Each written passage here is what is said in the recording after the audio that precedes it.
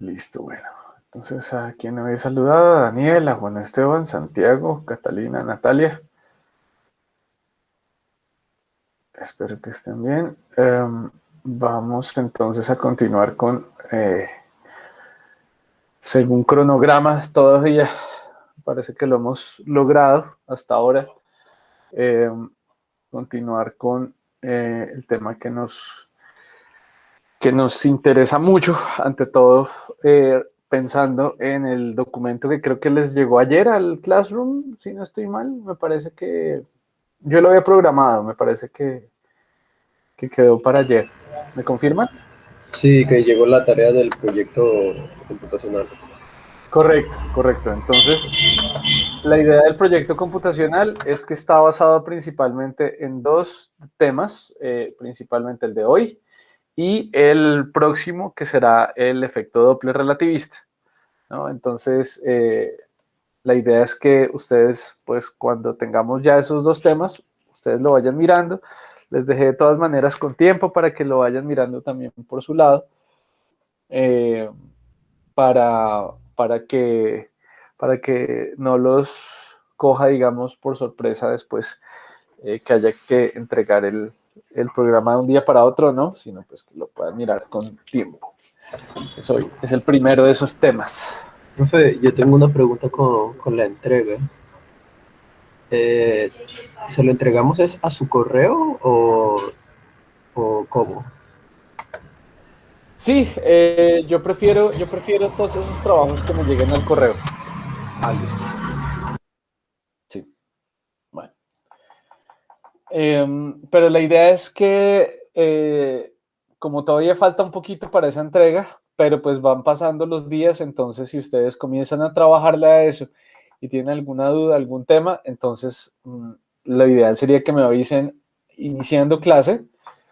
Con eso entonces dejamos de pronto un ratico para hablar del tema o dejamos de pronto una sesión especial del horario de atención a estudiantes específicamente para tratar preguntas sobre ese proyecto.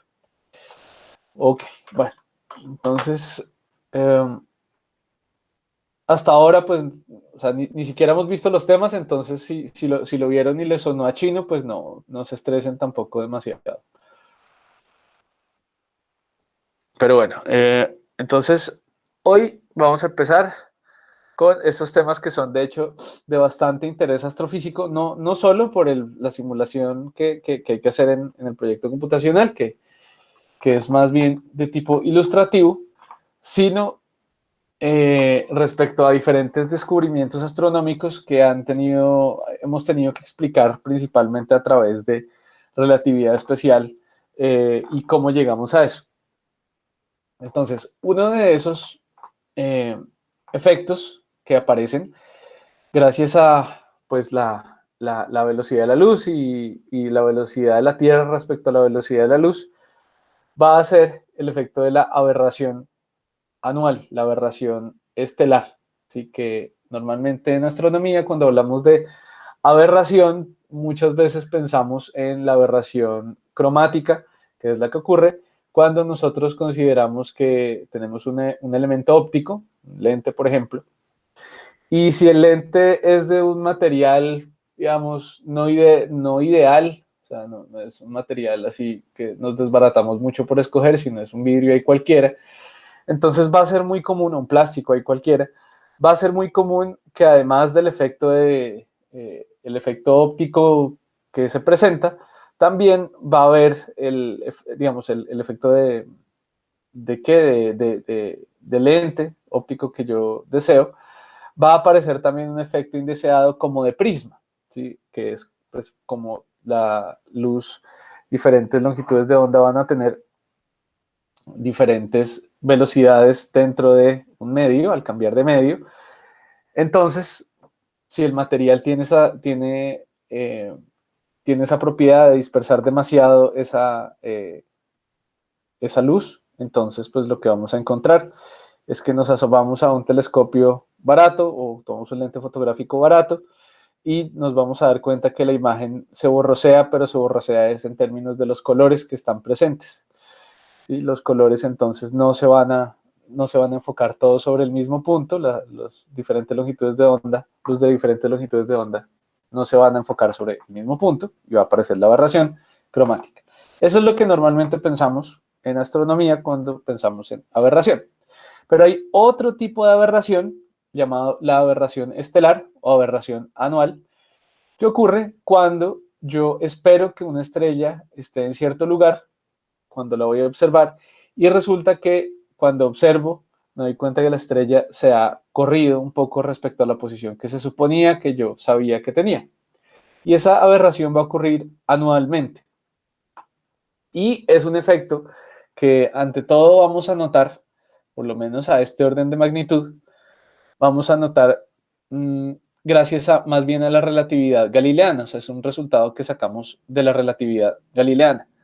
Entonces es similar a considerar cuando nosotros estamos bajo la lluvia y tenemos que correr, por ejemplo, para coger un bus o vamos en bicicleta. Entonces lo que hacemos es sacar la sombrilla, pero la inclinamos un poquito hacia adelante, ¿sí? Considerando que nosotros estamos moviéndonos con cierta velocidad. Por lo tanto, desde nuestro punto de vista, las gotas se van a mover con esa velocidad hacia nosotros. Entonces inclinamos la sombrilla para que no nos caiga tanta agua. Lo otro que se hace es que entre más velocidad, más me toca inclinar la sombrilla porque voy a ver la lluvia cayéndome cada vez más de frente.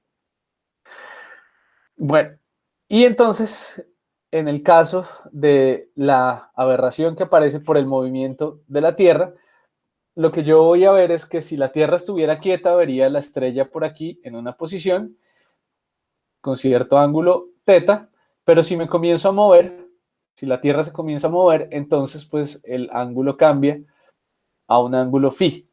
Y la razón es porque cuando estamos midiendo ángulos, cuando hay algún tipo de movimiento, entonces los ángulos van a cambiar dependiendo de las velocidades. ¿Sí? ¿Pregunta?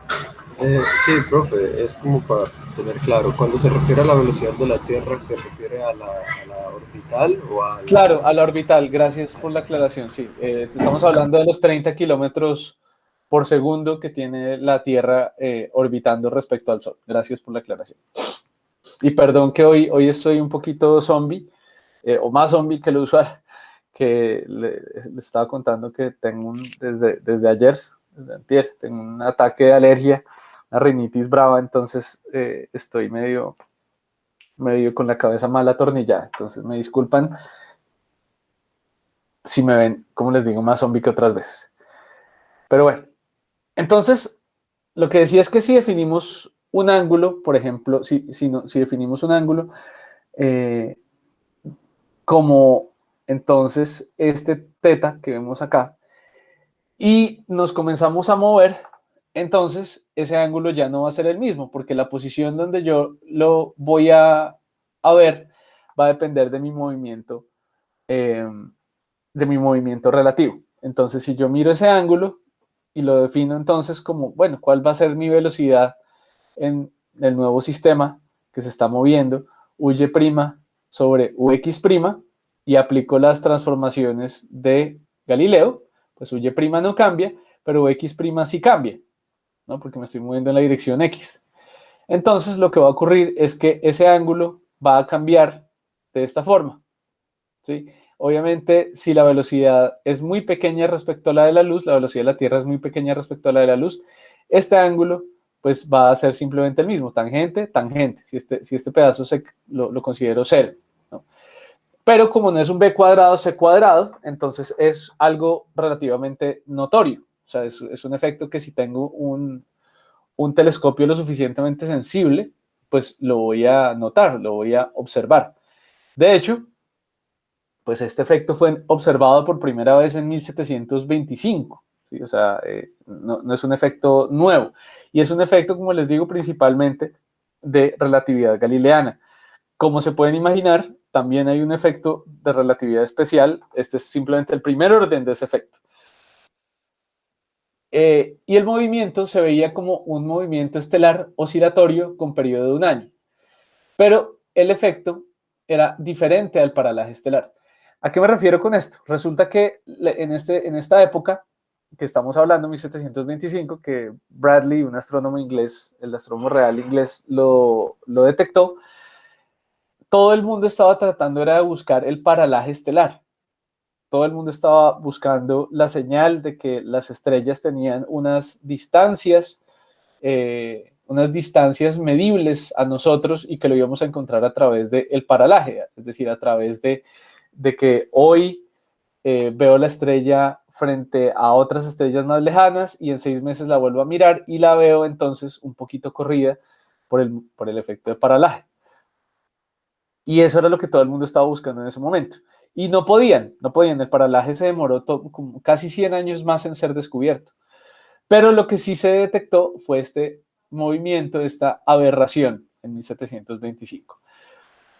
Quiero preguntarles a ustedes cómo se imaginan que se puede concluir eso, que el efecto es distinto al del paralaje estelar. No sé si de pronto se les ocurre cómo pueden ser esos dos efectos diferentes desde el punto de vista astronómico, desde el punto de vista de las observaciones.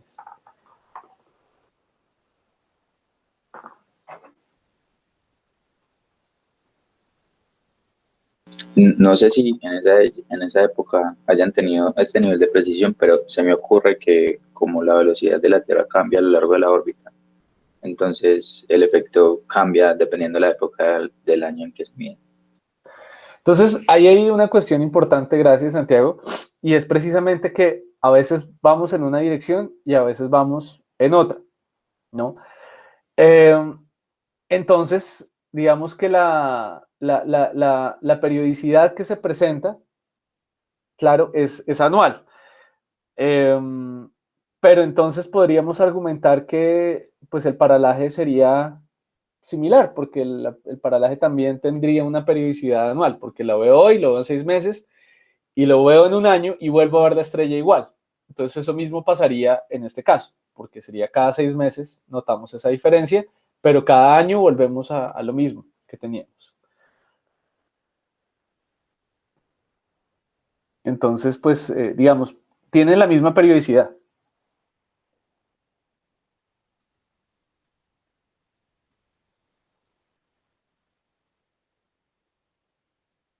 ¿Qué dicen? ¿Qué otra manera podríamos darnos cuenta que son diferentes efectos? Pues es que bueno, ya lo dije, en el paralaje, en cierto mes, pues la estrella, pasan 6 meses y bueno, la estrella se cambia de lugar. En el caso de la aberración, con lo que yo entendí, es que como la estrella sí o sí anualmente va a cambiar acá y ya, y no vuelve. O sea, aquí quedó y va a quedar siempre como en este ángulo, y pasa otro año y tal, de nuevo. Pues no es que como... Ok. No porque de todas maneras hay una periodicidad. Entonces, si yo me muevo hacia la estrella, veo que su ángulo cambia. Y si me alejo de la estrella, entonces veo que el ángulo cambia de vuelta.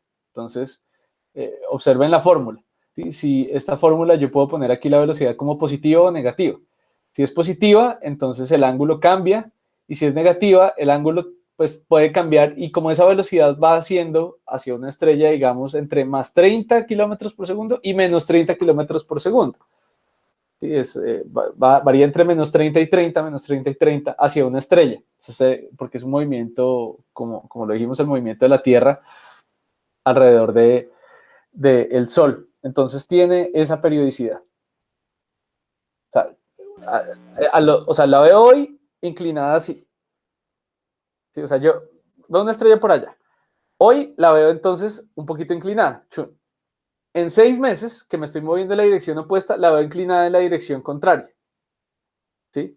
En 3 meses, o sea, en la mitad o en una cuarta parte del periodo, la veo donde se supone que debería estar. No sé, porque me estoy moviendo en una dirección más perpendicular. Y así, cada año vuelvo a ver entonces la inclinación para allá, para allá. O sea, lo que estoy viendo es que la estrella es algo así. Pero entonces eso lo hace todo el cielo, no solo una estrella. Correcto, correcto. Eso lo hacen todas las estrellas, no lo hace solo una. Mientras que el paralaje ¿Qué espero del paralaje? ¿Que todas lo hagan? Con una parte específica del cielo.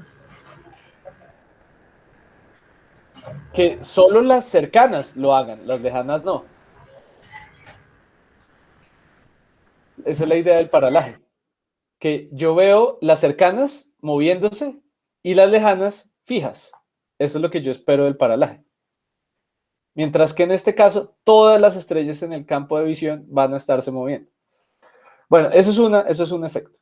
El otro efecto, para no embolatarlos más, es que en la aberración yo las estoy moviendo, las estoy viendo todas, claro, ya eso es algo súper evidente, pero también se mueven de arriba, o sea, se mueven en esta dirección a lo largo. Mientras que en el paralaje yo esperaría que se movieran así, o sea, la Tierra se mueve, imaginémonos, que se mueve de izquierda a derecha en su plano orbital, o sea, se mueve dando vueltas, pero digamos, para propósitos del paralaje se está moviendo primero hacia allá y después hacia allá, así y así, al lado y lado del Sol, para el propósito del paralaje. Eso significa que yo espero que el movimiento de las estrellas pues sea un poquito así, el de las que yo puedo observar paralaje sea así, ¿no? A la hora de observarlos. O sea, hoy la veo aquí, en 6 meses la veo así. Entonces se vería desde la Tierra un movimiento así. Mientras que la aberración es un efecto vertical. ¿Listo? Que aparece a lo largo de la dirección de movimiento de la Tierra respecto a esas estrellas.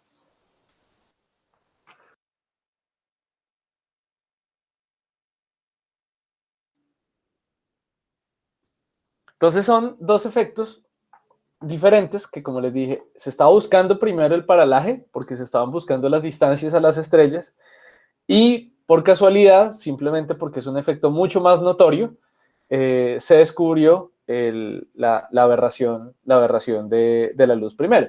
De todo porque se podía notar, como ustedes lo notaron ahorita, que ocurre entonces para todo el campo de estrellas que yo estoy observando. Mientras que para el paralaje es mucho más improbable porque me toca que en el campo de estrellas donde yo esté mirando encuentre fijo una estrellita que esté relativamente cerca a nosotros, que yo observe ese movimiento.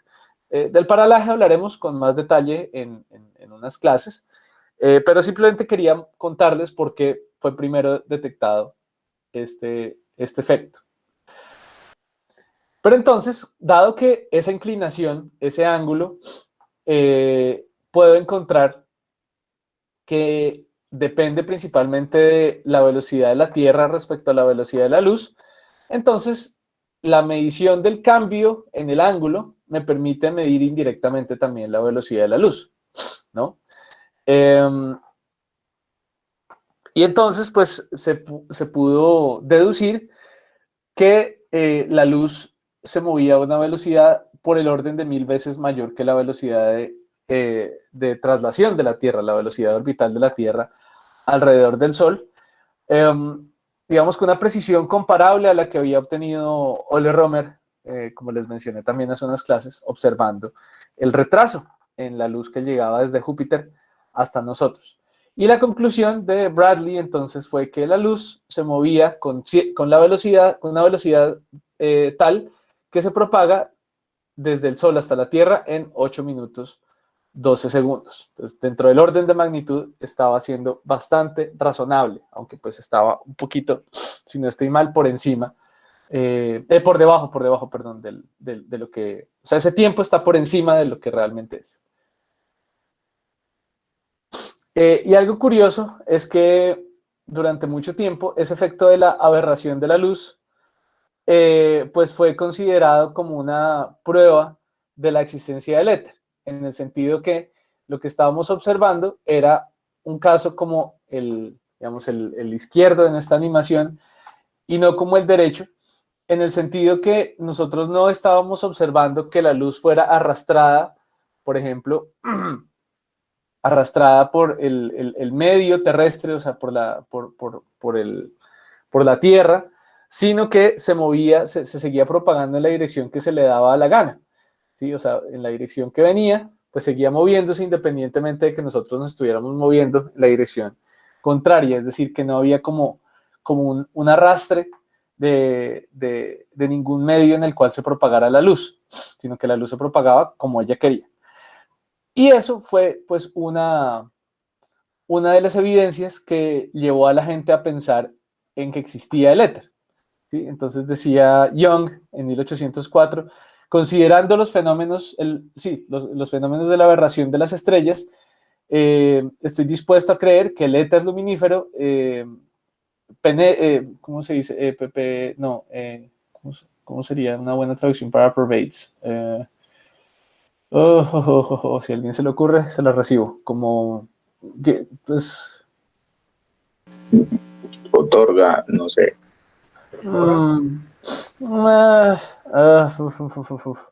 Puede ser, puede ser.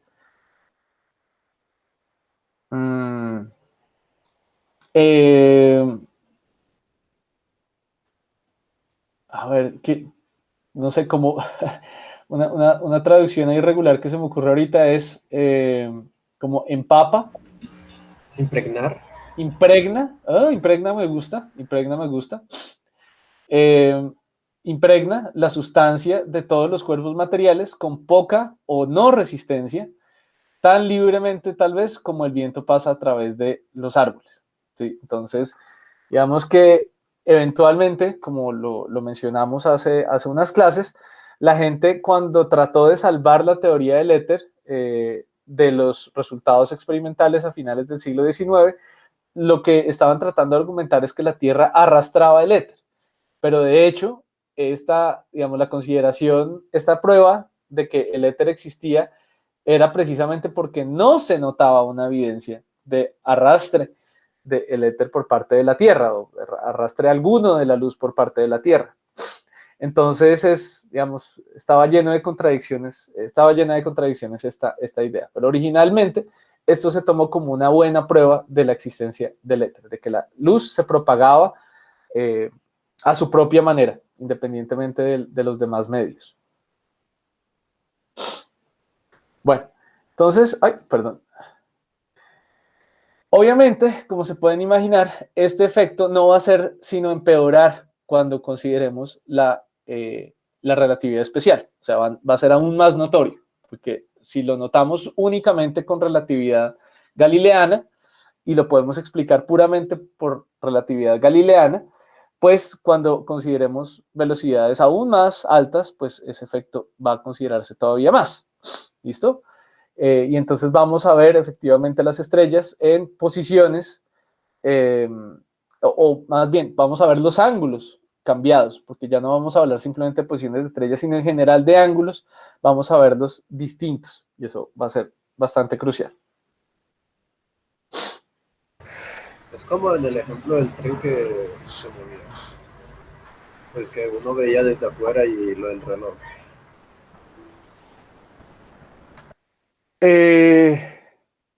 Sí, o sea, el asunto es que esto ya, cuando hablamos de ángulos, nos vamos a estar refiriendo a algo que ustedes me estuvieron preguntando bastante al puro principio, que planteamos cómo deberían ser las transformaciones de Lorentz, que dijimos, bueno, primero pensemos en una dimensión, y ustedes decían, bueno, pero ¿y en dos dimensiones qué?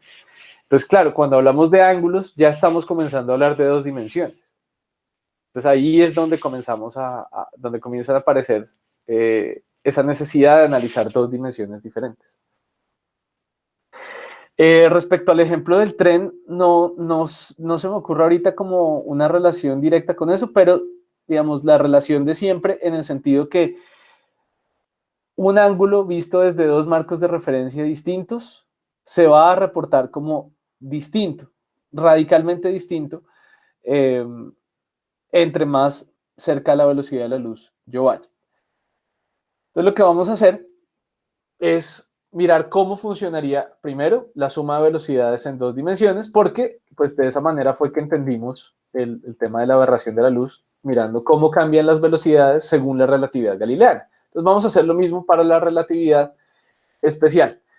Entonces, normalmente yo pensaría, bueno, si estoy pensando en un simple ángulo, yo diría, pero ¿por qué va a cambiar? Y la razón por la que cambia aquí es porque ese ángulo está definido, o digamos, el cambio en el ángulo parece es gracias a un movimiento. Entonces, como es gracias a un movimiento, no voy a considerar simplemente el de X, sino también el de T, ¿sí? Porque cuando me estoy moviendo, 2 observadores van a reportar el paso del tiempo como diferente, y eso implica entonces que las velocidades también van a ser reportadas diferentes. Claro, yo ya sé eso, y pues por eso yo ya tengo aquí mi formulita de suma de velocidades para el eje X, ¿sí? La que está aquí arriba, esa ya la teníamos, ¿no? Pero el problema es que también va a haber una componente en Y. ¿Por qué? Porque se supone que de Y', y de hecho voy a pasar aquí más bien al iPad. Es que como tenía unas animaciones, no quería mostrar solo el PDF. Pero aquí sí voy a aprovechar para rayar.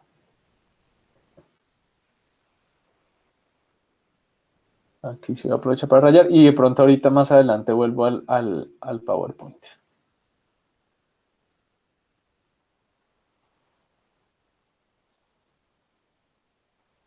Si no, no he encontrado la manera de rayar el PowerPoint sobre el iPad que se vea bien. Ok.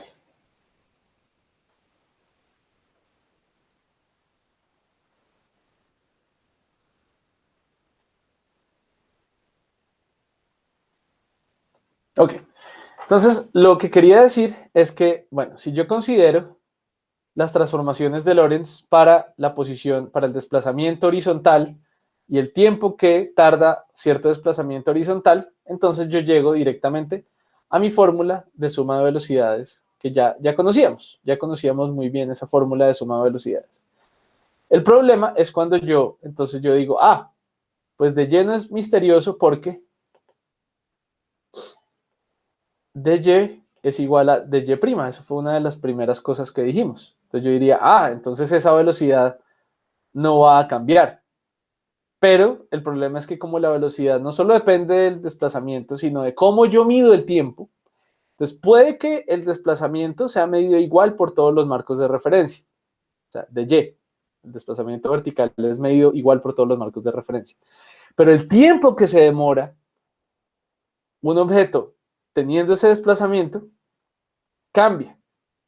Entonces, como en la velocidad entra no solo de Y, sino también de T, entonces yo no voy a esperar que la componente de la velocidad vertical sea igual a través de transformaciones de Lorentz, porque la velocidad no solo depende de la posición, sino también de la manera como se mide el tiempo.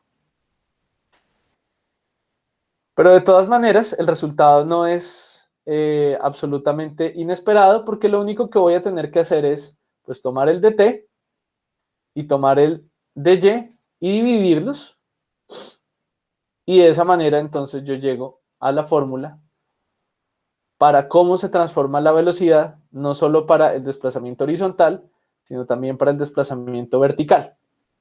Entonces, efectivamente, yo voy a poder hacer una descripción del movimiento cuando ocurre en 2 dimensiones, sin ningún misterio.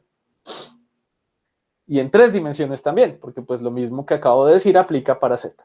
Entonces, fíjense que es un poquito diferente la fórmula para Ux, Uy, Uz. En Ux no aparece el factor gamma. En Uy y en Uz sí, porque el factor gamma se cancela para X, por acá. X se va, el gamma se va con el gamma de X se va con el gamma del tiempo. Pero para Y y Z, como ellos no tienen un gamma, entonces sobrevive el gamma del tiempo. ¿Ok? Entonces lo que yo voy a poder describir muy bien es una situación así. Profe, usted está ¿Sí? escribiendo sobre el documento. Sí. Es que no se ve. No, ¿será que volví a compartir déjame ver. Como es justo la misma diapositiva, de pronto compartí lo que no es. A ver, voy a borrar acá otra vez. Gracias por avisarme. Voy a borrar acá. Voy a compartir otra vez, porque sí, seguro me confundí.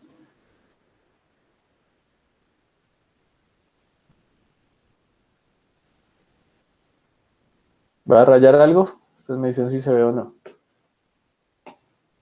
¿Sí se ve? Sí, ahora sí. Ahora sí Así. se ve. Ay, sí. Gracias por avisarme. Por el chat también me estaban avisando. Gracias. Bueno, entonces, perdón. Estaba diciendo, puse aquí debajito, de y igual a de y', ¿sí? Que eso ya lo conozco. Y entonces dije, para poder obtener ux, simplemente tomo dx y dt, divido, se cancelan los gamma, y obtengo mi formulita de suma de velocidades. Por otro lado, si voy a hacer lo mismo para uy, o sea, la componente de la velocidad en y, yo pensaría, pero si el desplazamiento en y es el mismo independientemente del observador, entonces yo debería esperar algo así. Lo que estaba diciendo es que eso es falso. Eso es falso porque uy también depende de la manera como yo mido el tiempo. ¿Sí? ¿Una pregunta? Sí, profe, ¿usted cuando está diferenciando, por qué la diferenciación no afecta al gamma? ¿Cómo así? O sea, cuando tomas el de X, ¿por qué no afecta? O sea, porque uno tomaría la Porque función. gamma depende, es únicamente, recordemos, únicamente una función de gamma de la velocidad relativa entre los dos marcos de referencia, y esos no cambian. Si esa velocidad cambia, recuerden que estamos en serios apuros, porque eso significa que no estamos en un marco inercial. Ah, ok, listo, profe. Ok, buena anotación. Siempre es bueno tener por allá recordar que esta velocidad de la cual depende el gamma es la velocidad relativa entre los dos marcos de referencia y no hace referencia a el movimiento que estamos estudiando en sí mismo. Y entonces me voy aquí, ahora sí, a mi diagrama, porque entonces lo que estamos tratando de analizar es lo siguiente. Entonces es un sistema primado que va a tener cierta velocidad respecto a un sistema no primado, esa es la B del gamma, pero que está observando un fenómeno, un objeto, por aquí hay un objeto, que va a tener cierta velocidad U', comparada con la velocidad que observaría un sistema no primado, que sería simplemente U. Y por lo tanto, si hay una dirección, entonces S observaría U teta, S' observaría U', y por lo tanto, teta prima, ¿no? Las fórmulas entonces que me quedarían sería, bueno, la fórmula de suma de velocidades horizontal, que yo ya conocía muy bien, o sea, a lo largo de la dirección de la transformación de Lorentz, pero adicionalmente tendríamos una fórmula para uy y para uz, como les dije, ahí sobreviviría el gamma, no se cancela. Y entonces si yo quiero obtener un ángulo, entonces yo lo único que tendría que hacer es dividir diferentes componentes de la velocidad para obtener pues las funciones trigonométricas correspondientes a ese ángulo. ¿Listo? El álgebra creo que no es nada complicada porque simplemente es dividir esta expresión de acá. Borré. Esta expresión de acá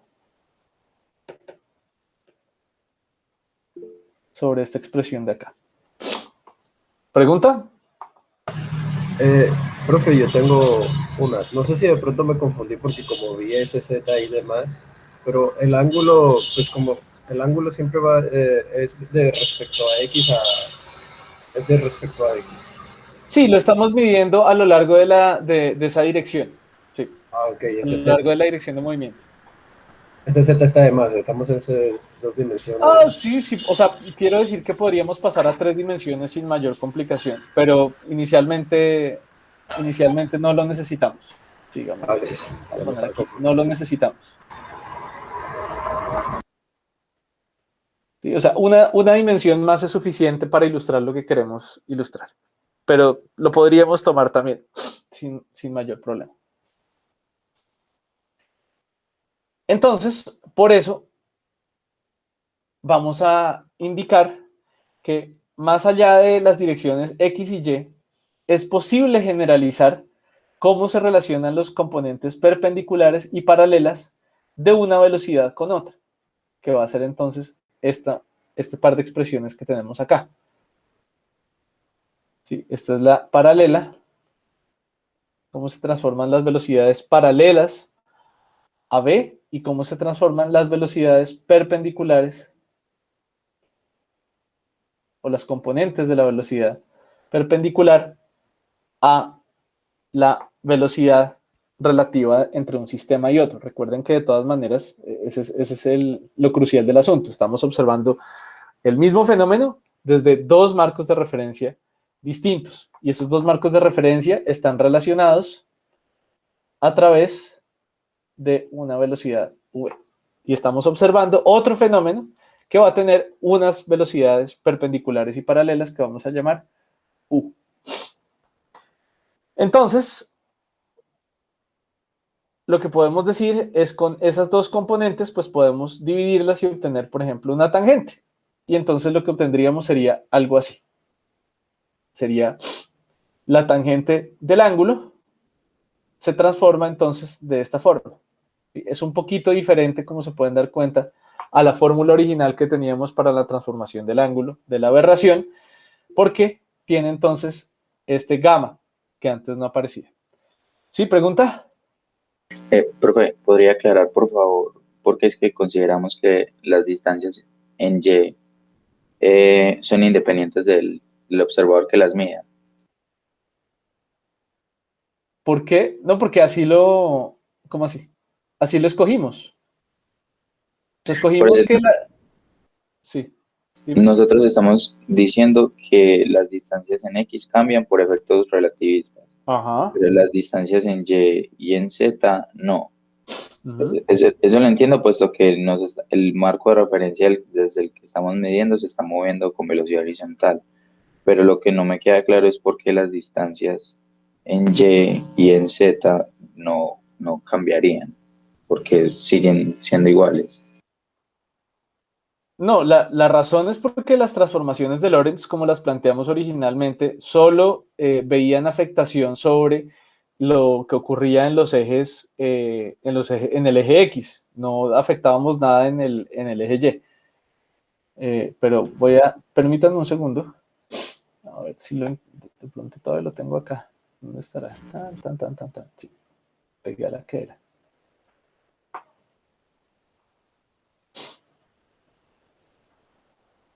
Listo. Entonces, las condiciones que tomábamos es que la dirección del movimiento de los sistemas se elegía en la dirección X sin pérdida de generalidad. Entonces, lo que eso terminaba causando es que las componentes en Y y Z debían coincidir siempre.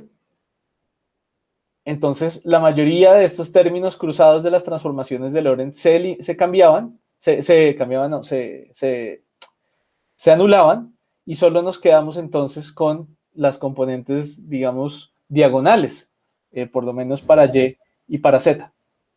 Ya, ya. Pues no recordaba que esas eran las condiciones que habíamos impuesto. Uh-huh. Ya, Sí, gracias.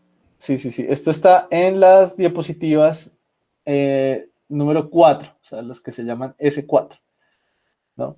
Y después simplemente porque ponemos la condición que los ejes Y' y Y deben coincidir y lo mismo para Z' y Z. Y eso nos hace pensar que no deben cambiar. Una discusión un poquito más detallada del caso la encuentran también en el libro de Tejero sobre la isotropía. Pero eso en el mundo real sí ocurre, sí hay distorsiones en Y y en Z. No, las distancias, sí, las distancias son las mismas. El problema es la manera de medir el tiempo. La Ah, distorsión listo. ocurre cuando hay una medida del tiempo, cuando estás comparando eventos que ocurren verticalmente, pero analizas cuando un evento ocurre hoy, otro mañana, pero entonces mi hoy mañana no dura lo mismo para mí que para un observador que está en movimiento, a pesar de que las distancias son las mismas. Ya me queda mucho más claro. Gracias, profe. Vale.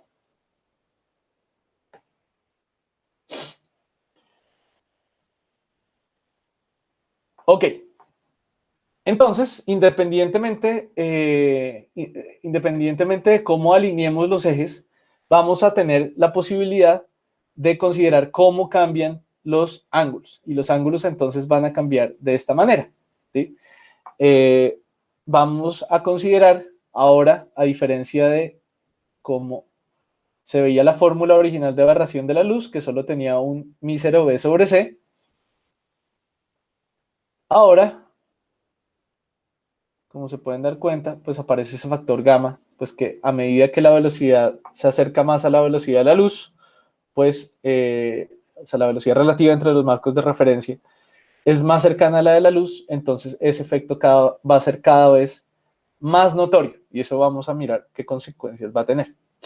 Pero entonces, esencialmente, esto es como si fuera la fórmula de transformación para los ángulos, pero no para los ángulos medidos como simplemente y sobre x, ¿no? Sino considerando velocidades. ¿Sí? Si no estamos considerando velocidades, esta fórmula no tiene sentido. Únicamente, o sea, velocidades quiero decir desplazamientos en un tiempo. Si no consideramos desplazamientos en un tiempo, esta fórmula carece de sentido. Y porque esta tangente de teta no es simplemente y sobre x, no. Es cómo se compara las velocidades, las diversas componentes de las velocidades. Pero bueno, ustedes se pueden dar cuenta que entonces, si la velocidad que estoy observando, esta U', que estoy yo observando, la tomo como si fuera la de la luz, o sea, si yo estuviera observando, por ejemplo, una estrella,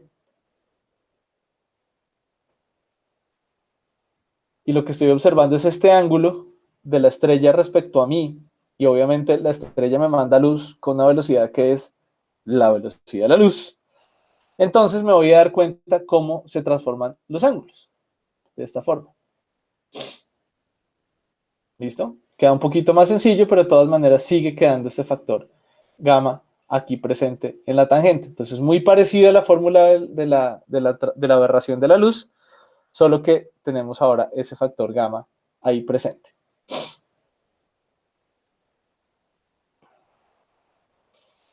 Ok. Bueno, preguntas hasta aquí. Ya faltan 2 minutos para el receso.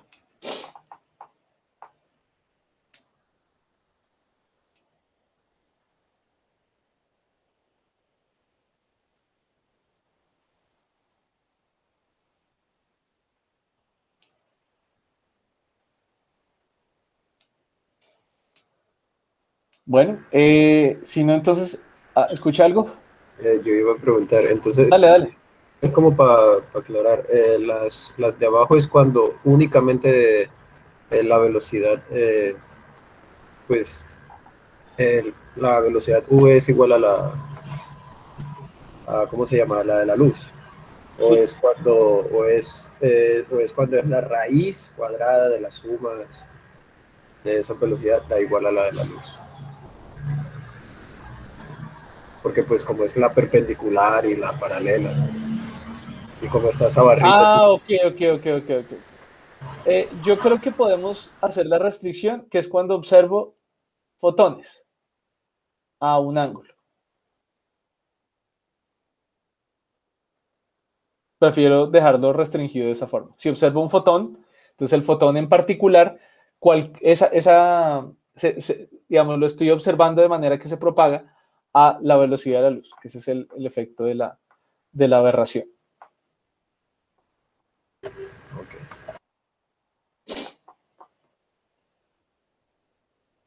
Bueno, entonces pasemos al receso. Nos vemos a las 9:05 para comenzar a ver aplicaciones astrofísicas.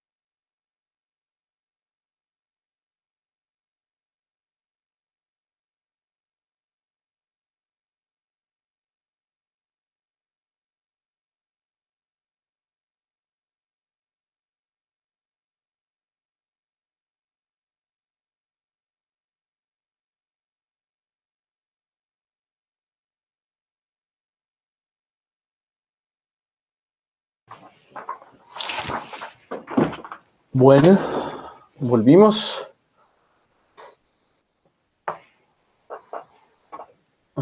Bueno, entonces, a ver, voy a verificar que estoy mostrando lo que pienso que estoy mostrando. Chat.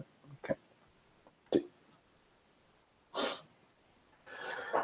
Entonces, algo crucial que tal vez no mencioné, pero sí es necesario tal vez tenerlo en mente, es que cuando hablamos entonces de la propagación de la luz, de que un fotón se está propagando a la velocidad de la luz, digamos que los fotones de todas maneras se propagan a lo largo de líneas rectas, ¿no? Entonces, eso significa que yo puedo estar, por ejemplo, moviéndome a un ángulo que no sea necesariamente el ángulo de propagación que lleva el fotón, o sea, la dirección del fotón. El fotón lleva, además de la velocidad de la luz, o más bien, lleva la rapidez de la luz y lleva además un ángulo, o sea, lleva una dirección de propagación. Y pues yo puedo no estar alineado con ese ángulo y eso es lo que estaría yo observando acá. Si yo estoy observándolo de manera cruzada a su dirección de propagación, entonces pues va a aparecer este efecto. Pero bueno, ese efecto es particularmente notorio cuando yo observo este tipo de objetos. Aquí estamos viendo M87, más famosa porque en su centro está el agujero negro M87 estrella, al cual se le ha tomado una imagen, una silueta, bueno, más que una imagen, una silueta. De hecho, en estos días está la noticia que no solo tienen la imagen del agujero negro, sino además un mapa de polarización, cómo se polariza la luz alrededor del agujero negro. Eso es un resultado bien interesante. Pero adicionalmente, claro, lo que ocurre es que como es un agujero negro tan masivo, entonces tiene la capacidad de perturbar una gran cantidad de material, de gas, de estrellas que tenga alrededor. O sea, si pasa una estrella cerca, el agujero negro la desbarata por fuerzas de marea y entonces va a tener constantemente un disco de acreción bastante caliente cerca. Va a tener siempre material disponible para tenerlo alrededor. Y pues no todo el material cae inmediatamente sobre el agujero negro, ante todo porque de todas maneras, a pesar de la fuerte gravedad del agujero negro, se tiene que preservar el momento angular. El momento angular se conserva, entonces es muy posible que las partículas simplemente no tengan trayectorias rectas hacia el agujero negro, sino que más bien dan vueltas alrededor de él. Y en algunos casos, entonces esa materia puede quedar atrapada en el campo magnético que es generado precisamente por este fenómeno de acreción y es proyectada en ambas direcciones, hacia arriba y hacia abajo, comparado con el plano de acreción, a través de lo que conocemos como jets de material o chorros de material. Entonces, lo que estamos observando aquí es, por acá está la galaxia M87, ¿no? M87, y aquí se observa uno de esos jets de material. ¿Sí? Esencialmente tenemos un campo magnético muy intenso y a través de ese campo magnético se van a desplazar una gran cantidad de partículas cargadas, ¿no? De los iones, de iones y electrones van a quedar atrapados ahí en ese campo magnético. Y estamos viendo entonces radiación que son principalmente electrones interactuando con el campo magnético. Si nosotros notamos con un poquito más de detalle, esta es una imagen del material alrededor de la galaxia, tomada por el VLA a una longitud de onda de 90 centímetros. Pero nosotros entonces podemos irnos a hacer un pequeño zoom aquí sobre esta región. ¿Listo? Y si nos hacemos el zoom sobre esa región, vamos a ver uno de esos jets de material por acá. Y si hacemos el zoom aún más, entonces podemos ver con más detalle aquí ese jet. Y si hacemos el zoom aún más, nos damos cuenta que lo que tenemos acá es la zona donde está el agujero negro supermasivo. Perdón.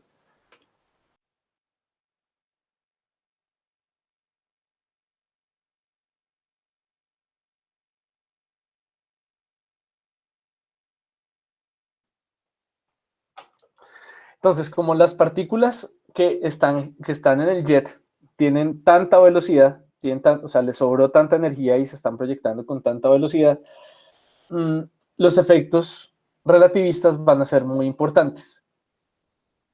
Y bueno, eso no solo va a ocurrir ¿en qué? En M87, sino en muchas galaxias con núcleo activo, va a ocurrir el mismo fenómeno que vamos a observar los jets. Pero algo importante es que tal vez ustedes ya están notando acá, perdón, discúlpenme un segundo.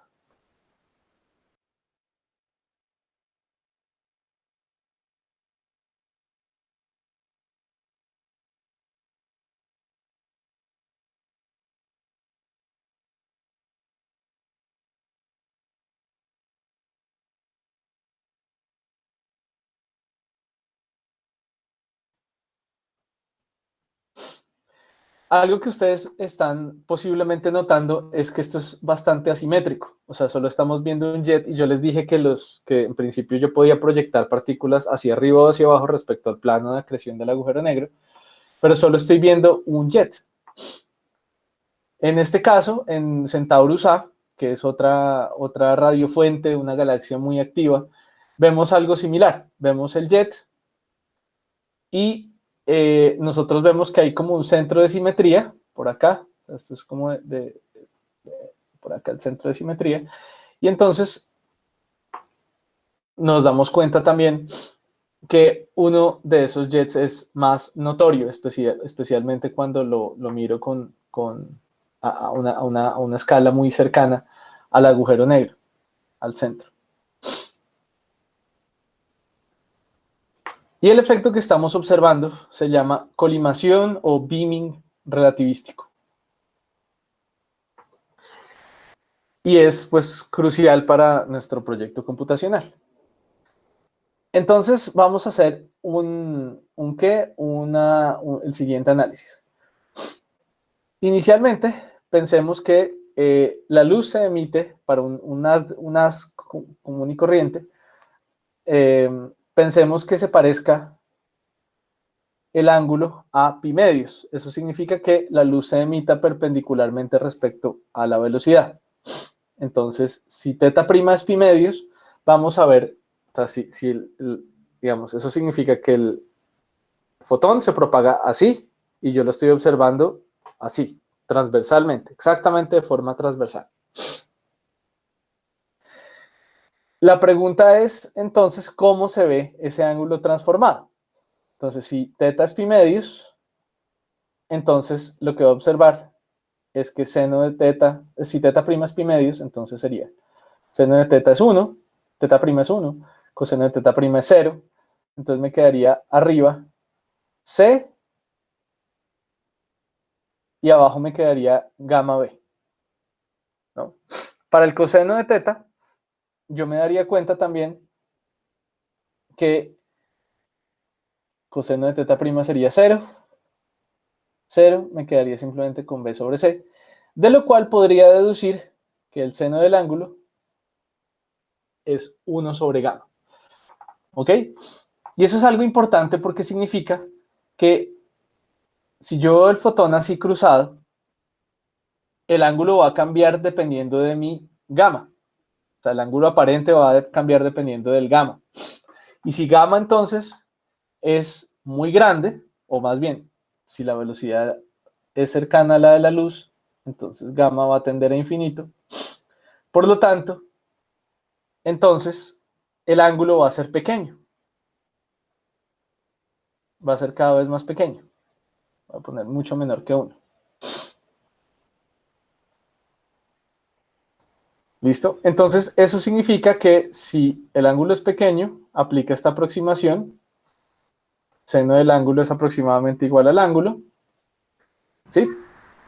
Profe, no sé, de pronto es porque estoy tomando esto como muy literal, pero si B es igual a C, no se supondría que gamma sería con 1, si no mal recuerdo la ecuación. Beta es 1. Cuando la velocidad es pequeña, gamma es 1. Ah, no, ya me acordé, perdón. Porque recuerden que gamma tiene el factor 1 menos b cuadrado sobre c cuadrado en el denominador. Sí, ya. Pues si b se parece a c, b, eso se parece a 1, y 1 menos 1, 0, y 1 sobre 0. ¿Sí? Sí, ya. Qué pena. Gracias. Está bien. Sí, no, es porque, claro, ese es el problema. Gamma puede valer 1 o puede estar cerca a 1, y de hecho la mayoría de veces en nuestra experiencia cotidiana gamma es 1, porque la velocidad es muy bajita. Pero si la velocidad es muy grande, entonces va a ocurrir que gamma se vuelve muy grande, arbitrariamente grande. Pero entonces, eso significa que el ángulo se vuelve cada vez más pequeño. ¿Y de qué depende entonces? De la velocidad, o sea, del gamma. Entonces lo que voy a encontrar es este efecto. Que, digamos, el análisis anterior aplica para ángulos pues muy cruzados, muy grandes, pero yo podría extender ese análisis para cualquier ángulo, y de lo que me daría cuenta es que si una fuente, por ejemplo, está emitiendo de una manera más bien isotrópica, si yo la observo a una velocidad cercana a la de la luz, acercándome hacia esa fuente, lo que voy a observar es que todos estos fotones que estaban, por ejemplo, hacia arriba y hacia abajo, los voy a ver ahora con un ángulo súper pequeño, súper cerrado. Se van a cerrar los ángulos a lo largo de mi dirección de observación.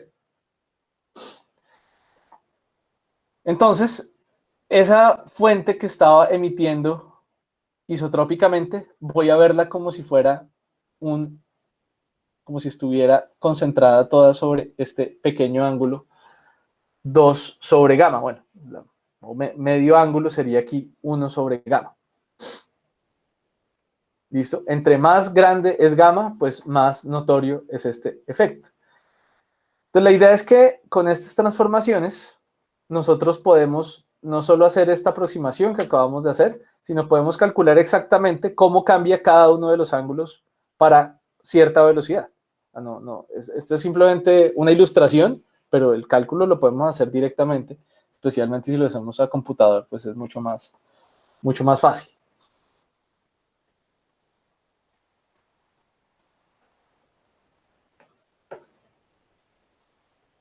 ¿Por qué me está molestando esto?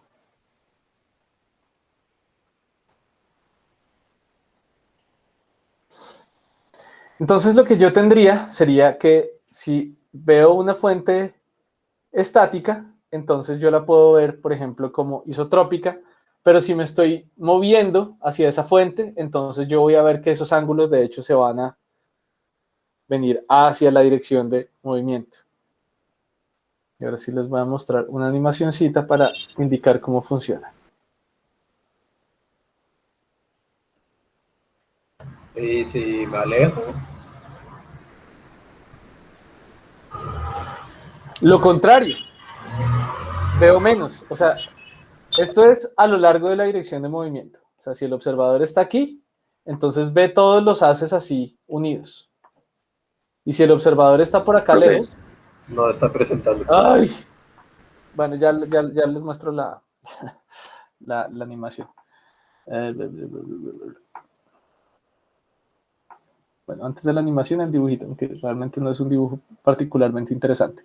Simplemente que si el observador está si el observador está a lo largo de la línea de movimiento, o sea, en la dirección de movimiento, entonces ve que todos los haces se agolpan sobre el frente, pero si el observador está viendo por el otro lado, entonces voy a ver de hecho muy poquitos, menos que si la fuente estuviera estática, ¿no?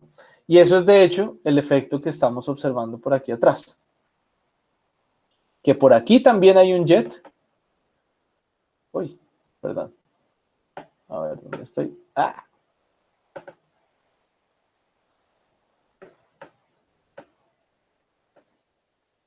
Déjese borrar. Ya. Y por aquí hay otro jet.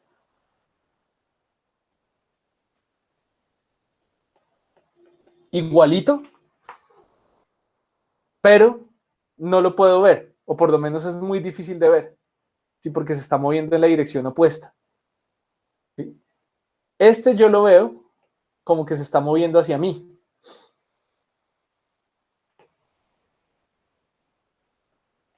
Y este se está alejando.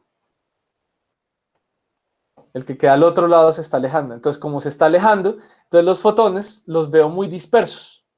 Mientras que el que se está acercando, los fotones los veo perfectamente colimados. Bueno, perfectamente no, pero sí muy colimados. Y eso es lo que está pasando acá.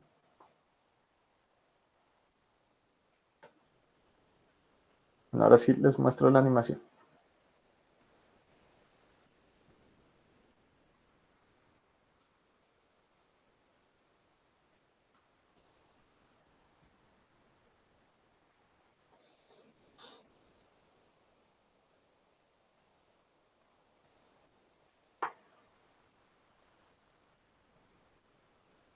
Entonces, en esta animación lo que tenemos es una fuente isotrópica con rayos en diversas direcciones. ¿Y qué ocurre cuando yo observo esa misma fuente?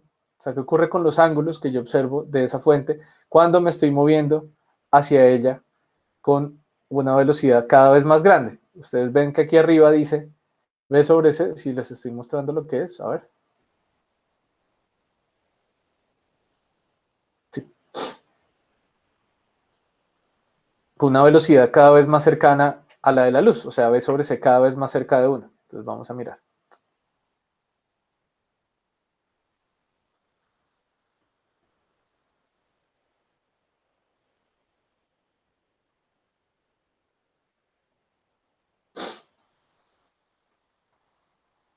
Entonces, tanto que esos ángulos los voy a ver cada vez más y más colimados hacia el frente. Efectivamente, la mayoría de los ángulos, de los rayos, van a estar dentro del cono con ángulo 1 sobre gamma, entre más cerca yo vaya a la velocidad de la luz. Del cono de ancho 1 sobre gamma, o bueno, 2 sobre gamma, si prefiero verlo en términos de un diámetro.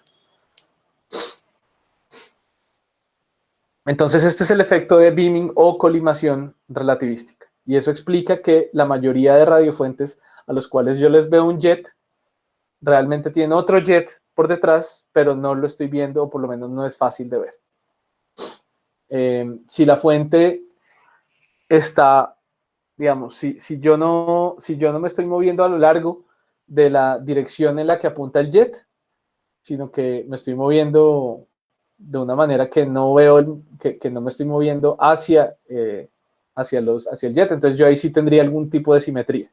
Pero, pues como se pueden imaginar, lo más probable es que yo no esté alineado de ninguna manera especial con los jets.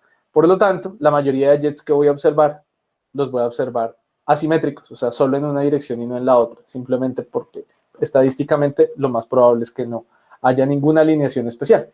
Si no hay ninguna alineación especial, significa que va a haber algún ángulo entre el jet y el observador, alguno cualquiera. Y si hay uno cualquiera que no sea específicamente 90 grados, entonces este efecto se va a notar.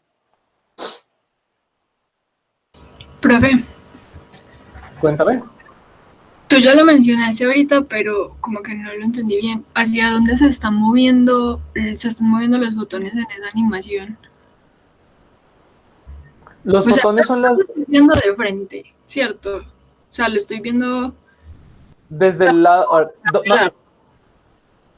¿Dónde está? O sea, primero, los fotones se están propagando a lo largo de las líneas negras, de los rayos, ¿no? ¿Y el observador dónde está? El observador está al lado derecho. Pero pues como mirándolo de frente. De frente. Ok, ok, profe, gracias. Ok. Sí, yo pues con el dibujito que había hecho, si el observador está a la derecha, mirándolo de frente, entonces ve muchos más fotones que si la fuente estuviera en reposo. Y si el observador estuviera a la izquierda, mirándolo por detrás, entonces vería muchos menos fotones que si la fuente estuviera en reposo. Sí, profe, era eso, gracias. Vale.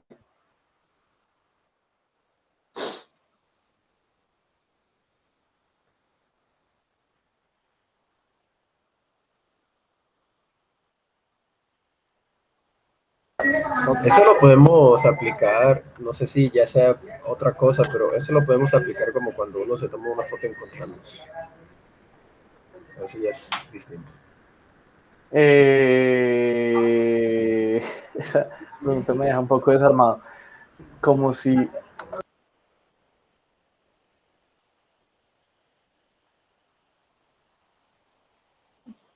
Pues no se me ocurre inmediatamente la correlación.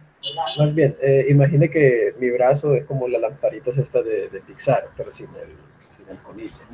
Entonces, la luz se está prendiendo hacia allá. Si yo me pongo del lado de allá, pues voy a ver esa luz incandescente. Si me echo de la parte de atrás, pues que la veo, pero no tan incandescente como cuando me pongo de frente. Entonces, eso podría ser lo mismo, eso ya es... Pues entiendo la analogía, pero este es un caso puramente relativístico. O sea, realmente tiene que ver fundamentalmente tiene que ver con la manera como nosotros medimos el tiempo. ¿Sí? Es lo crucial de este efecto, es la manera como medimos el tiempo. Y por eso es que ocurre eso que se abren los rayos. Pero en la práctica lo que se ve es eso. Lo que se ve es que de frente se va a ver incandescente y por detrás se va a ver, digamos, como tú dices, no sé, pues digamos como oscurecido. De hecho, tanto así que en inglés muchas veces este efecto se llama el headlight effect, porque es como las luces de los carros, como que si la luz la luz del carro uno no la ve tan fuerte, pero si justo está alineado con uno, se ve así súper que lo encandelilla uno, ¿sí? Si está a lo largo de esa dirección, ¿no? Entonces, pues, digamos, la analogía se lleva hasta casi que el nombre del efecto. Pero digamos, el término más técnico es colimación, porque entonces rayos que originalmente eran isotrópicos ahora están prácticamente colimados. Ok. Les voy a mostrar otra cosa. Profe, una preguntita. Sí, sigue. Dale. Me embolaté ahí. Lo que estamos viendo de la galaxia es que ella está emitiendo como luz desde el centro, pero esa velocidad es debido a que, o sea, ¿por qué esa velocidad es tan alta o por qué en realidad se ve ese jet? Ok, lo que tenemos es que hay a ver, digamos, lo que está ocurriendo es que nosotros nos estamos moviendo respecto a la fuente de esos fotones, porque la fuente de esos fotones son electrones relativistas, o sea, electrones que están viajando en esos jets a velocidades muy, muy altas, que están emitiendo fotones. Entonces, realmente en ese caso la fuente misma está en movimiento, los electrones mismos están en movimiento. Y los electrones, cada electrón que está en ese jet, emite en todas direcciones. Emite, digamos, en un abanico muy grande de direcciones. Él no emite en una dirección particular, sino cada electrón, cuando está atrapado en un campo magnético, emite en muchas direcciones. Entonces, esa fuente isotrópica es cada electrón que está en ese jet que se está moviendo además a velocidades altísimas respecto a nosotros. Ese es el efecto. O esa es la razón del efecto. Listo, profe. Ya es más claro. Ok. De hecho, yo creo que con lo siguiente que les voy a decir, de pronto eso queda un poquito más claro, y es que cada pedazo de ese jet es un paquete de electrones que está emitiendo en todas direcciones y yo estoy observando pues una en particular. Pero sí, el siguiente efecto tiene mucho que ver con eso. Dime. Profe, a mí no me quedó muy claro por qué tomamos ese teta prima como pi medios. No, es simplemente para ilustrarlo. Lo tomamos como una ilustración, pero se puede hacer con cualquier ángulo. O sea, si ustedes vieron la animación que le acabo de quitar, el pi medios era la línea roja. Era solo una de esas líneas. Lo hicimos simplemente como para ilustrar el efecto. Pero como les dije, podemos tomar cualquier dirección, cualquier ángulo y hacerle esa transformación. Y entre más sea la velocidad, más vamos a notar ese efecto. O sea, más se nos va a aparecer todos esos ángulos a 1 sobre gamma. O sea, al principio, si la velocidad no es muy alta, no se va a aparecer mucho 1 sobre gamma, pero entre más grande sea la velocidad, más se va a aparecer ese factor. Pero claro, de hecho, el objetivo del proyecto computacional es que para un arreglo de ángulos, ustedes calculen cómo cambian los ángulos a medida que la velocidad va cambiando. O sea, se puede hacer en general. Listo, profe, gracias. ¿Vale? Bueno, voy a poner... ¿Qué pasó? Por acá, listo. El iPad otra vez. Listo. Entonces, aquí tenemos otro efecto que tiene que ver también con esta manera de... con estos objetos astrofísicos, que son entonces núcleos activos de galaxias con jets. Entonces, estamos viendo una imagen del VLBA, que es el arreglo de radiotelescopios que hay en Estados Unidos, que va desde, bueno, ya no va hasta Arecibo, porque Arecibo ya no funciona, pero iba desde Arecibo hasta Hawái, y como con 10 o 20 arreglos con 10 o 20 radiotelescopios en todo Estados Unidos. Ese es el Very Long Baseline Array. Entonces eso da una resolución muy alta para hacer observaciones en radioastronomía. Y esto es de un cuásar llamado 13C279. Que si ustedes ven ese 13 significa que es del catálogo de Cambridge, que fue un trabajo de los años 60 y sí, ante todo 60 de catalogar las radiofuentes más brillantes en el cielo. Entonces, este es un cuásar pues muy, muy brillante, y entonces lo que vamos a observar es lo siguiente. Concentrémonos en las observaciones por un momento. Estas son imágenes tomadas en años distintos, 1992, 93, 96, etcétera, hasta 98. Y como podemos conocer también, y esto lo conocemos por otros métodos, y de hecho hablaremos de eso más adelante en el curso, cómo conocemos las distancias a estas galaxias, pero conocemos la distancia de esa galaxia, por lo tanto podemos entonces tomar estas distancias, digamos, estos tamaños en la imagen, y traducirlos a una escala de distancias, ¿no? Si conocemos bien la distancia a esa fuente. Entonces lo que estamos observando es... Ay, pero ¿por qué se ve así? Es que el jet efectivamente se está expandiendo. El frente de choque del jet, porque estas radiofuentes se activan, o sea, esas no son eternas. Esas radiofuentes, o sea, lo que ocurre normalmente es que hay un agujero negro supermasivo, bien gordito, y de un momento a otro pasa una estrella cerca o pasa una nube molecular, una nube cerca, y entonces comienza a formarse el disco de acreción alrededor del agujero negro, y al formarse el disco de acreción también se proyectan los jets de partículas hacia arriba. Es decir, esto necesita un combustible, el agujero negro solo no hace esto.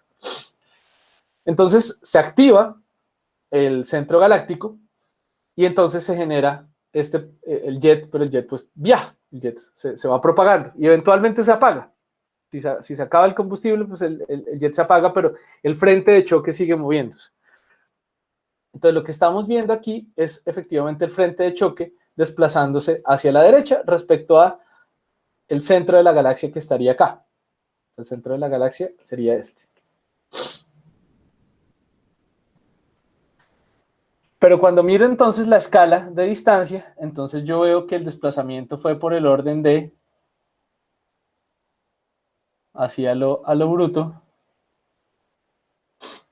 digamos de, no sé, de 50 a 80 años luz, o sea, 30 años luz, o 35 años luz. ¿En cuánto tiempo? O bueno, digamos, no sé, 1, 2, 3, 4, 5. Pero hago la cuenta aquí para estar de acuerdo por lo menos con lo que dice la diapositiva.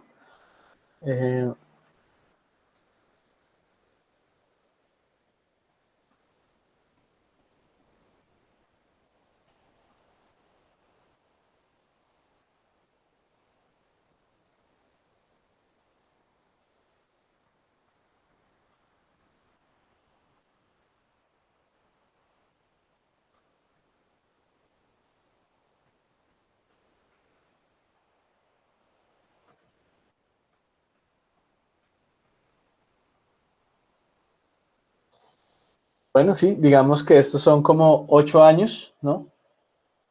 Desde el 91 hasta el 99, por así decirlo. O pronto un poquito menos, digamos unos 7 años.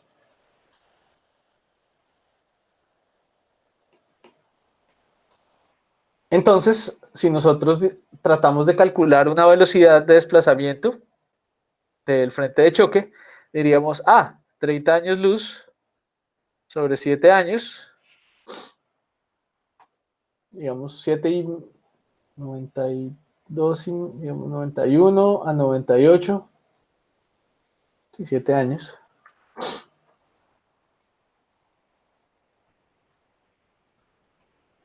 O sea, tiene una velocidad de 4.3.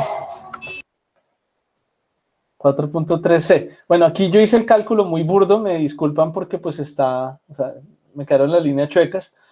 Nos dio 4.3C, pero si hacemos el cálculo un poquito más fino, no mucho más fino, simplemente como con menos choques en las líneas, la velocidad aparente daría 3.5C. Sí, eso es, digamos, lo que está ocurriendo, lo que estamos observando de este fenómeno. Una velocidad aparentemente superlumínica. Sí, movimiento superluminal aparente. Nosotros comenzaríamos a pensar, uy, ¿cómo así que esos jets de material se están moviendo a esa velocidad? Pero realmente eso no está ocurriendo, o sea, no estamos rompiendo con los postulados de la relatividad especial, más bien estamos lidiando con las consecuencias de los postulados de la relatividad especial. Lo que realmente tenemos es una velocidad muy alta, o sea, ese jet se está moviendo a una velocidad muy cercana a la luz, eso es cierto, pero el problema es el ángulo de visión que estamos teniendo. Es un ángulo muy, muy bajito. Es un ángulo muy pequeño. Y entonces ese ángulo va a hacer que ese efecto sea muy notorio. Entonces vamos a mirar qué es lo que está ocurriendo. Lo que está ocurriendo es que tenemos un problema geométrico de esta forma. Entonces, este no corresponde al resultado anterior, pero pues está simplificado este diagrama de acá. Entonces, tenemos lo siguiente. Tenemos que, aquí lo llaman blob, o sea, como ese frente de choque, en dos momentos diferentes, uno en A y otro en B, y la diferencia fue de 6 años. ¿Listo? De cuando yo lo vi aquí y cuando lo estoy viendo acá. Y vamos a darle una velocidad a ese frente de choque, a ese blob, de 5/6 de c. ¿Por qué? Por simplicidad. Y entonces, de lo que me doy cuenta es que el blob inicialmente, por acá, emite un pulso de luz. ¿Listo? Entonces yo voy a mirar ese primer pulso de luz. Ese primer pulso de luz llega a la Tierra en el año 2000. ¿Sí? Lo observo aquí en el año 2000. El segundo pulso de luz es emitido 6 años después, por acá. ¿Listo? Pero el problema es que a pesar de que fue emitido 6 años después, 6 años después, tiene menos distancia que viajar. ¿Por qué? Pues porque el blob se desplazó un montón. Se desplazó, de hecho, 4 años luz. O sea, el mismo blob iba tan rápido que se desplazó y al desplazarse, entonces, le ahorra tiempo a la luz, por así decirlo. Entonces, como tiene menos distancia que viajar que el primer fotón sí le tocó viajar la distancia que tocaba. El otro fotón fue ayudado porque el mismo blob se estaba moviendo muy rápido. Entonces, por esa razón, la diferencia entre el momento en que llega el primer pulso y el segundo pulso es pequeño. Es apenas de 2 años, que son pues, 6 años luz, 6 años, perdón, que es la diferencia de tiempo de emisión, menos la diferencia en el camino que tuvo que recorrer el fotón. Digamos, esa es simplemente la geometría. Pero nosotros podemos ponerle números y ecuaciones a esto. No nos tenemos que quedar simplemente con la geometría original del problema. Entonces vamos a analizarlo de la siguiente manera. Para tenerlo un poco más claro, y perdónenme porque aquí sí necesito mirar los apuntes para que no me quede muy desordenado esto.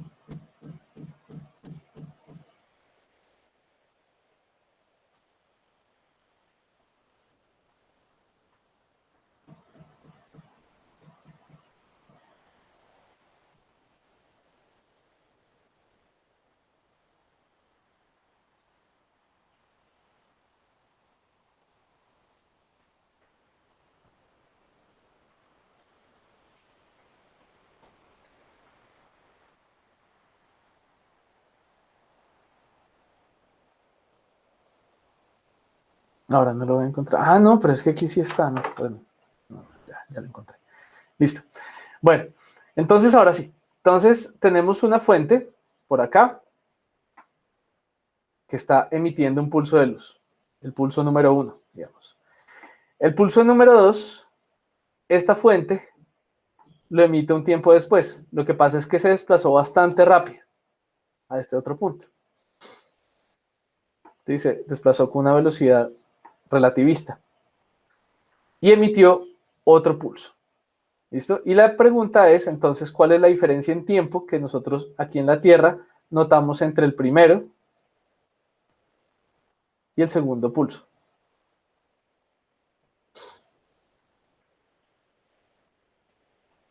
Entonces, la situación que tenemos es la siguiente. Nosotros tenemos que, vamos a tener varios momentos. Este es el primer momento y este sería el segundo momento. Uy, me quedó feo eso. Sería el segundo momento. Y vamos a ver qué ha ocurrido desde el primer momento hasta el segundo momento, desde que el primer fotón salió hasta que el segundo fotón sale unos años después, o un tiempo después. Entonces pasan varias cosas. Lo primero es que en ese tiempo, que vamos a llamar tau, el primer fotón se desplazó c tau. Comparativamente, en la línea horizontal, en la dirección horizontal, la fuente de la luz se desplazó v por tau por el coseno del ángulo. ¿Cuál ángulo? Pues este ángulo de acá que estamos observando. Ese es el crucial. Todo este análisis se basa en que hay un ángulo de diferencia ahí entre la línea de visión y la dirección de movimiento de la fuente. Y lo que a nosotros nos va a dejar estupefactos es este desplazamiento de acá, el desplazamiento vertical, o digamos a lo ancho desde nuestro punto de vista. Entonces, ¿cuánto se desplazó la fuente? Se desplazó V por tau por el seno del ángulo, ¿no? En ese caso sería la componente opuesta, el cateto opuesto de ese triángulo. Entonces, la pregunta es, ¿cuál es el tiempo aparente? La diferencia de tiempo aparente entre que este fotón yo lo observo y este fotón de aquí abajo. ¿Cuál es esa diferencia de tiempo? Después, esa diferencia de tiempo va a ser este cambio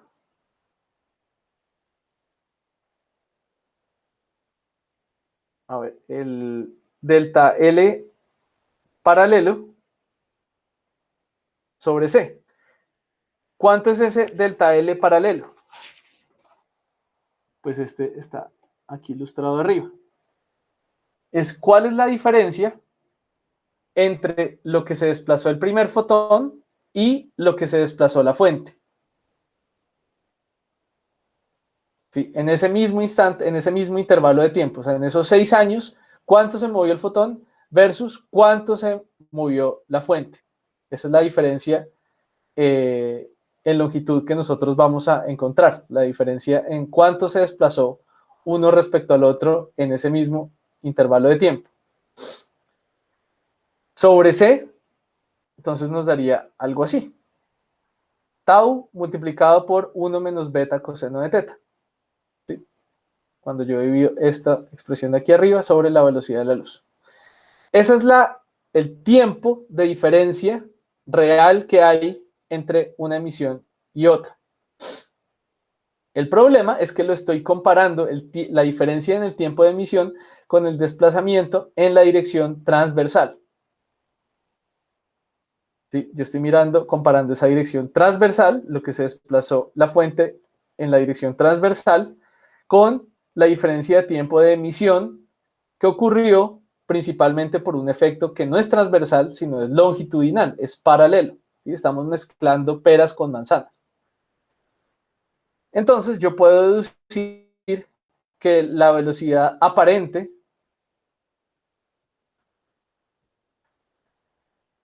transversal es el desplazamiento transversal, que ese lo miro físicamente, o sea, yo veo físicamente este desplazamiento, eso es lo que estoy viendo aquí en las imágenes anteriores, es ese desplazamiento de acá, transversal,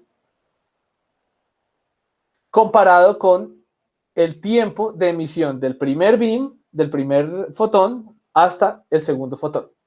Y el resultado es este, B seno de teta sobre 1 menos beta coseno de teta. ¿Y qué es lo importante de esta formulita? Digamos, obviamente eso ustedes lo pueden verificar sin ningún problema. Lo importante de esta formulita es que si yo hago una gráfica de cómo se ve esa velocidad dependiendo de los diversos factores que aparecen acá, como por ejemplo beta siendo B sobre C, por ejemplo el ángulo, yo voy a ver que yo puedo hacer que esa velocidad aparente, esto sería el eje de la velocidad aparente respecto a la velocidad de la luz, aquí este es el ángulo de alineamiento, yo me doy cuenta que si el ángulo de alineamiento es pequeño, para betas ni siquiera muy altos, 0.95, por ejemplo, yo ya voy a encontrar una velocidad aparentemente superluminal. Esa es una velocidad simplemente aparente, transversal, como una función, aquí en este caso, de beta y teta. Entonces, si se da la combinación de que beta es grande, no infinitamente grande, simplemente cercano a 1, y teta sea muy bajito, como en este caso, que es en el caso de 3C279, que era apenas de 2 grados esa inclinación, entonces nosotros podemos obtener valores arbitrariamente grandes para esa velocidad transversal. Pero de nuevo, esto es simplemente un efecto de comparar un desplazamiento transversal con el tiempo la diferencia de tiempo de emisión que ocurre en la dirección paralela. ¿Sí? Estamos mezclando peras con manzanas. Realmente aquí no hay ningún efecto no se está transmitiendo información más rápida que la luz de ninguna manera. ¿Sí? Simplemente estamos comparando movimientos a lo largo de direcciones diferentes, pero no estamos transmitiendo velocidad más rápida que la luz. Simplemente pareciera que se estuviera moviendo más rápido que la luz. Es un efecto similar a como si yo cogiera un láser y lo apuntara hacia la luna y moviera el láser así. Yo puedo mover el láser infinitamente rápido hacia allá. No hay ninguna restricción. ¿Sí? Y entonces yo vería que el láser sobre la superficie de la luna se está moviendo a velocidades hasta más rápidas que la luz. Realmente no es que se esté moviendo más rápido que la luz. O sea, no estoy realmente moviendo un paquete de fotones a velocidades más rápidas que la luz. No, simplemente estoy viendo fotones distintos emitidos por regiones no causalmente conectadas, cuando haría algo así. Y es principalmente, pues, un efecto que se nota entonces en estos casos astrofísicos con galaxias activas, porque son capaces de emitir electrones a velocidades relativistas. Y bueno, ahora creo que ya con eso llegamos al final, pero si tienen preguntas, creo que ya escuché una. Sí, profe, es que sí me dejó como todo, como loco, cómo supo que el punto 97 ya se considera una velocidad hiperlumínica, que tiene como esa curva especial, o como uno con esa gráfica se da cuenta de que ahí va a haber una velocidad aparente hiperlumínica. Por el eje, la escala de los ejes. O sea, se podría hacer el cálculo al revés también. Podrías encontrar porque tú te fijas, estas son funciones, todas estas funciones son velocidad, bueno, voy a ponerle aquí beta. Beta transversal, o sea, o beta aparente como función de teta, ¿no? Entonces, lo que tú puedes hacer es que para algún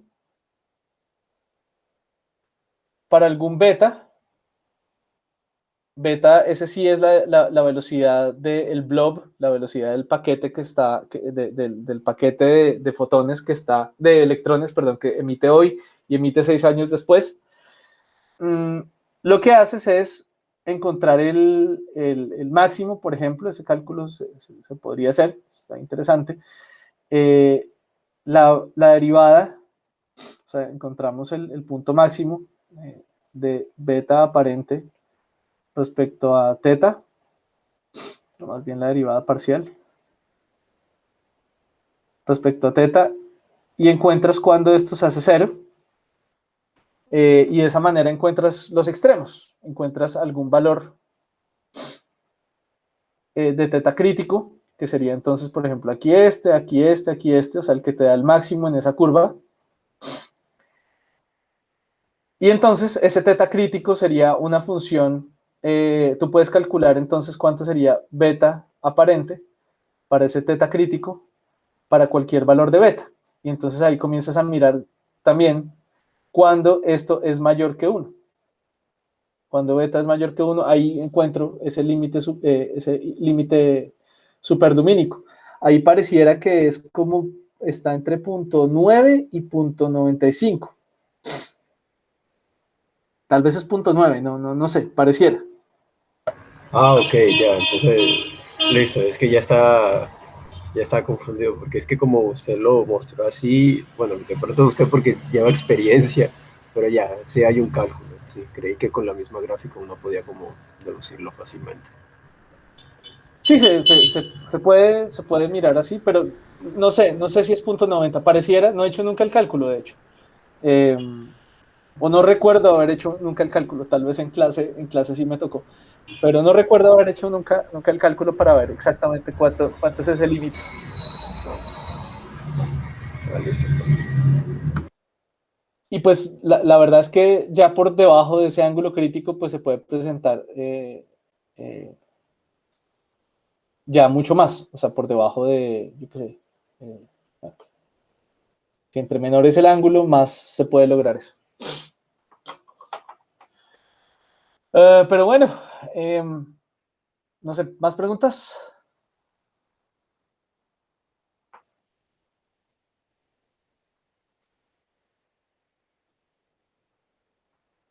Profe, puede volverse Dime, un segundo en la deducción de la velocidad. por acá, sí. ¿De dónde sacó el L transversal? El L transversal es este.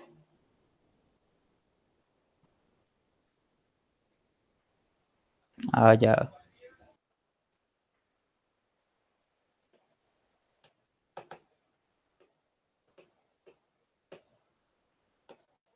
Es este de acá. Sí, ese es el que medimos aquí, el que yo medí aquí a lo bestia, es este de acá. A ver si no se ve el azul como tan, no hace buen contraste.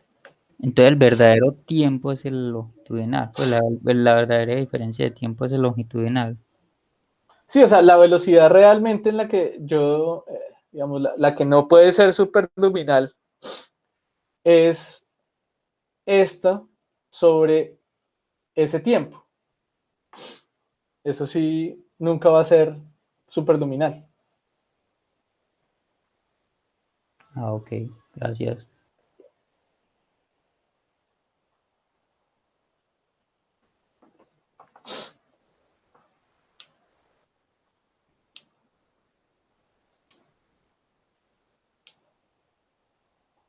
Bueno, sospecho que habrá suficientes, o espero que haya suficientes momentos para hablar de este tema, porque pues este tema de los ángulos y la transformación de los ángulos es crucial para el proyecto computacional. Tampoco es una vaina así súper complicada, simplemente, como les mencioné, poner en práctica, meter en Python estas ecuaciones y ponerle valores a θ, ponerle valores a b y ver cómo cambia el ángulo. Solo hay que ser tal vez un poquito hábiles para el caso particular que tenemos que trabajar, pero el corazón del problema es convertir esto en código y ver qué sale. Bueno, entonces ya con eso dejemos así por hoy. Muchas gracias por venir. Nos vemos entonces después de Semana Santa. Espero que descansen lo que se pueda y que recen harto. Mentira, si quieren rezar, recen, y si no, simplemente descansen sin sentirse culpables. ¿No es Profe, más? le podemos escribir por el Slack o correos por si alguna duda del proyecto Claro, durante Semana Santa. claro que sí. Claro que sí, yo voy a estar pegado. Yo no voy a salir que hasta ahorita no tengo planes de salir a ningún lado en Semana Santa. Entonces me mandan mensajes al Slack o al correo, preferiblemente. O sea, por el Slack creo que lo veo más inmediatamente porque una vez ya sé qué es. Listo. Tal vez me demore un ratico en responder, pero pues en principio estoy disponible. Listo, profe, gracias. Listo. Bueno, entonces, hasta luego, que estén bien. Chao. Gracias, profe. Hasta luego, Gracias a profe. ustedes. Hasta luego. Gracias.